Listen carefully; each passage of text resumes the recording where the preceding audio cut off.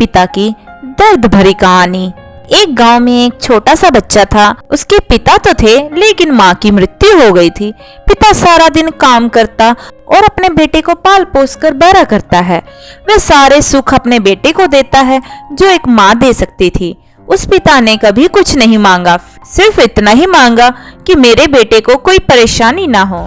दिन बीतते गए, बेटा पढ़ लिख कर अच्छा जॉब भी करने लगा है और वह शहर में रहने लगता है। कुछ दिन बाद वह अपने पिता से मिलने आता है और कहता है, पापा मुझे कुछ पैसों की जरूरत है, मैं चाहता हूँ कि शहर में ही जमीन लेकर अपना घर बना लूँ। पिता इस बात को सुनकर बहुत खुश होते हैं, सोचते हैं कि मेरा बेटा है, एक ना एक दिन नाम करेगा।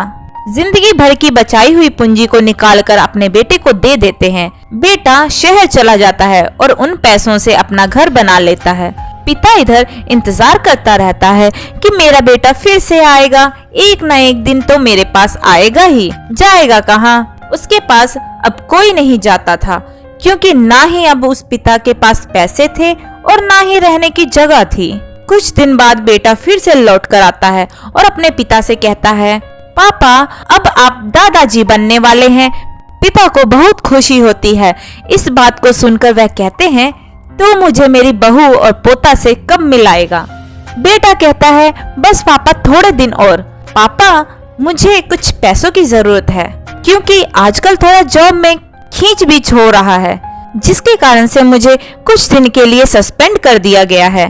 पिता के पास कुछ नहीं रहता है देने के लिए, लेकिन फिर भी कहता है, अच्छा बेटा तू रुक, मैं अभी आया, कुछ पैसों का बंदोबस्त करके। पिता बाद में महाजन से कुछ पैसे उधार लेकर अपने बेटे को दे देता है और बेटा पैसे लेकर शहर चला जाता है। बरसों गुजर जाते हैं। पिता सोचते हैं कि मैं तो अब दादाजी बन गया हूँ, मेरा बेटा पता नहीं मेरे नाती को लेकर कब आएगा। फिर सोचने लगते हैं कि समय नहीं मिलता होगा, इसलिए मेरा बेटा अभी तक नहीं आया, वरना आया जरूर होता। तब तक महाजन 2-3 आदमियों को लेकर उस पिता के घर पर आता है और कहता है कि आपके वादे के मुताबिक मैं पूरे 3 दिन बाद आया हूँ अपने पैसे ले जाने। पिता कहते हैं, मेरे पास पैसे नहीं है देने के लिए। महाजन कहता है, जब पैसे देने के लिए नहीं थे तो आपने मुझसे उधार क्यों लिया?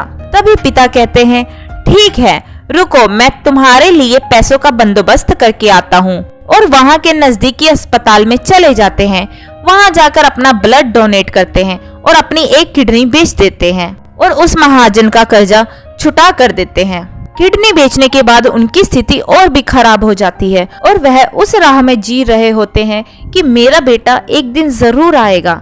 इस आस में जीते जीते एक दिन पिता की मृत्यु हो जाती है, परंतु उस बेटे को अपने पिता को आग देना भी नसीब नहीं हुआ। तो दोस्तों, आपको हमारी आज की ये छोटी सी कहानी कैसी लगी कमेंट करके जरूर बताइएगा।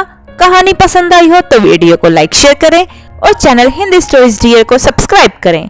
वीडियो को पूरा देखने के लिए बहुत बहुत धन्यवाद दोस्तों।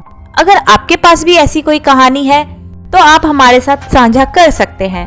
तो मिलते हैं अगली वीडियो में, तब तक के लिए जय श्री कृष्णा।